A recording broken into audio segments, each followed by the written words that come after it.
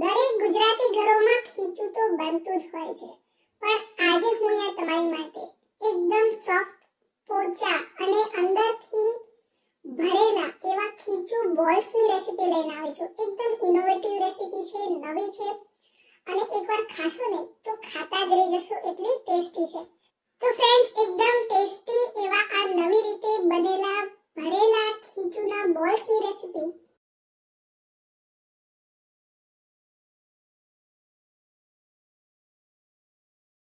સૌપ્રથમ ખીચું બોલ્સ બનાવવા માટે આપણને ચોખાનો લોટ જોઈએ અને એ પણ માપ સાથે. તો તેના માટે મેં અહીંયા 1.5 કપ ચોખાનો લોટ લીધો છે. ચોખાના લોટનું આપણે માપ લઈએ અને એ માપ ઉપર જ આપણે આગળ પાણીનું માપ પણ લઈ લઈશું. તો ફ્રેન્ડ્સ, અહીંયા આ ખીચું બનાવવા માટે મેં અગારોના સ્ટેનલેસ સ્ટીલ ટ્રાયપ્લાય કઢાઈનો ઉપયોગ કર્યો છે. 26 સેન્ટીમીટરની આ મોટી કઢાઈ છે. આને પરચેસ કરવાની લિંક મેં ડિસ્ક્રિપ્શનમાં આપેલી છે. હવે આ જે કઢાઈ છે તેમાં આપણે પાણી માપ સાથે ઉમેરવાનું છે. 1.5 કપ ચોખાનો લોટ, તેની સામે મેં અહીંયા 3.25 કપ જેટલું પાણી ઉમેર્યું છે. અહીંયા જો તમારી પાસે કપનું માપ ના હોય તો તમે કોઈ વાટકીનું માપ પણ લઈ શકો છો. પાણી ઉકળવા લાગે એટલે આપણે તેની અંદર 1 નાની ચમચી અજમો એડ કરીશું. 1 નાની ચમચી આપણે તેમાં જીરું એડ કરીશું. 2 ચમચી સફેદ તલ ઉમેરીશું. બિલકુલ ઓપ્શનલ છે, જો તમારે તલ ના ઉમેરવા હોય તો તમે સ્કીપ કરી શકો છો. સ્વાદ પ્રમાણે અહીંયા હું 1.5 ચમચી જેટલું મીઠું એડ કરું છું. મીઠું તમે તમારા ટેસ્ટ પ્રમાણે લઈ શકો છો. હવે આમાં આપણે મરચું અને લસણ એડ કરવાના છે. તો મેં અહીંયા 1/4 કપ જેટલા લીલા મરચાં લીધા છે અને 1/4 કપ મેં અહીંયા લીલું લસણ લીધું છે. બિલકુલ ઓપ્શનલ છે. જો તમારે લસણ ના ઉમેરવું હોય તો તમે ફક્ત લીલા મરચાં ચોપરમાં ચોપ કરી પછી ઉમેરી શકો છો.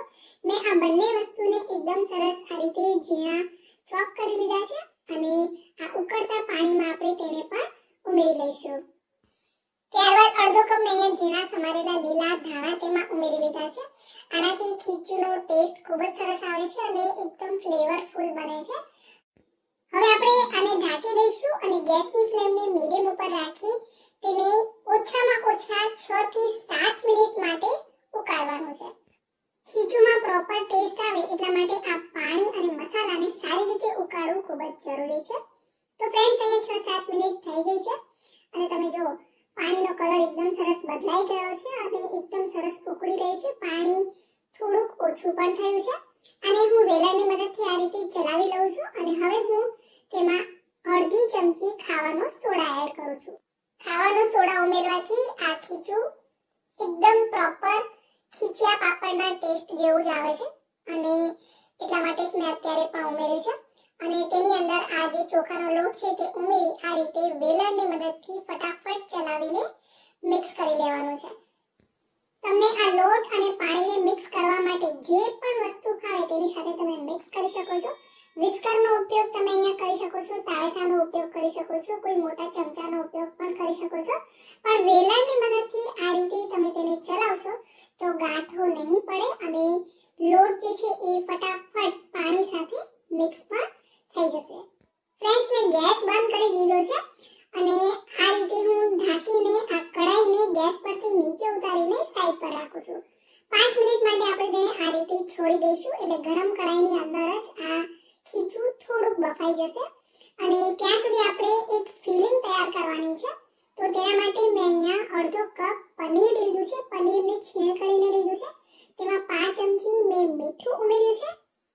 થોડાક હું તેની અંદર લીલા ધાણા એડ કરું છું અને અડધી ચમચી હું તેમાં રેડ ચીલી ફ્લેક્સ ઉમેરું છું.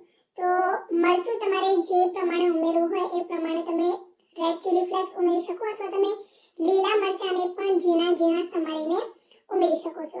આ બધું જ બરાબર મિક્સ કરી લેવાનું છે અને તમે જુઓ અહીંયા પનીરનું એકદમ ટેસ્ટી અને સિમ્પલ ફિલિંગ તૈયાર છે. બીજી બાજુ આ લોટને રેસ્ટ કરીએ પણ 5 મિનિટ થઈ ગઈ છે અને હું ચેક કરું છું. પહેલા કરતાંથી થોડોક ઠંડો થયો છે, હાથ લગાવી શકીએ એટલો ઠંડો થયો છે. તો હવે આ લોટને હું એક મોટા વાસણમાં કાઢું છું. તો આ મોટી પરાત છે તેને હું પહેલા ઓઇલથી ગ્રીસ કરી લઉં છું અને પછી હું તેમાં આ લોટને ઉમેરી લઉં છું. આ લોટને આપણે શું કરવાનું છે, સારી રીતે મસળવાનું છે. એટલે ઉપરથી પણ મેં થોડુંક સિંગ તેલ ઉમેર્યું છે અને હાથમાં પણ મેં થોડુંક સિંગ તેલ લઈ લીધું છે હવે આ લોટને હું આ રીતે મસળીને સ્મૂથ કરી લઈશ. આ ખીચું જે છે એ હજી કાચું છે, આને આપણે હજી સ્ટીમ કરવાનું છે, પણ આપણે આના બોલ્સ બનાવવાના છે એટલા માટે આપણે આ રીતે તેને સ્મૂથ કરી લઈએ. અને હવે મેં અહીંયા થોડુંક ઓઇલ લઈ લીધું છે, પનીર લીધું છે અને હવે આપણે બોલ્સ તૈયાર કરવાના છે. તો હાથમાં થોડુંક ઓઇલ લગાવીશું અને આમાંથી આપણે એક લુઓ તૈયાર કરીએ. તો અહીંયા નાની સાઈઝનો લુઓ બનાવ્યો અને તેમાંથી મેં આ રીતે એક નાની સાઈઝની પૂરી બનાવી અને તેમાં આ ફિલિંગને આ રીતે મૂકી અને આપણે હવે તેને પેક કરી લેવાનું છે. તો જનરલી આપણે જેમ કચોરી પેક કરીએ ને એ જ રીતે, પણ આમાં કોઈ ડિઝાઇન નથી રાખવાની, આમાં ક્યાંય પણ પ્લેટ્સ નથી રાખવાની, બસ આને આપણે ફરીથી આ રીતે એક રાઉન્ડ શેપ આપી દઈશું. ખૂબ જ ઈઝી પ્રોસેસ છે, તમે પણ ઈઝીલી ઘરે બનાવી શકશો.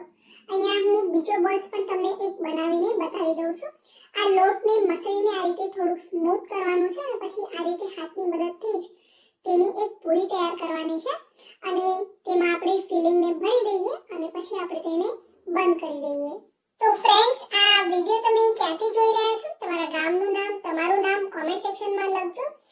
મને ખબર પડે કે મારા વ્યુઅર્સ કોણ છે અને ક્યાંથી મારી ચેનલને રેગ્યુલરલી જોતા રહે છે. તો ફ્રેન્ડ્સ, આ ખીચુની એકદમ ઇનોવેટિવ રેસીપી છે, એકવાર ટ્રાય કરજો, બાળકોને ખૂબ જ પસંદ આવશે.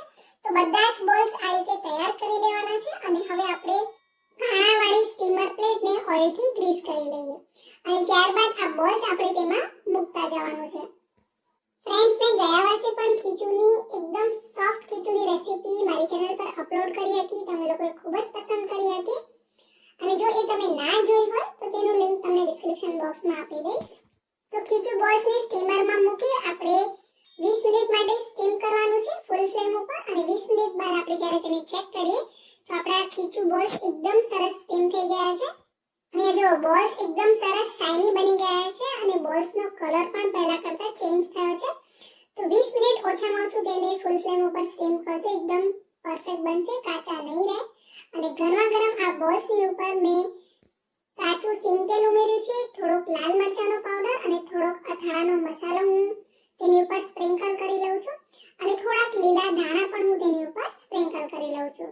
તો એકદમ ટેસ્ટી ચટપટા આપણા આ પનીર ખીચું બોલ્સ રેડી થઈ ગયા છે અને તમે આ જુઓ કેટલા સોફ્ટ બને છે, અંદરથી એકદમ ટેસ્ટી પનીરની ફિલિંગ સાથે. જો તમે પહેલા ક્યારેય ખીચું બોલ્સ ન બનાવ્યા હોય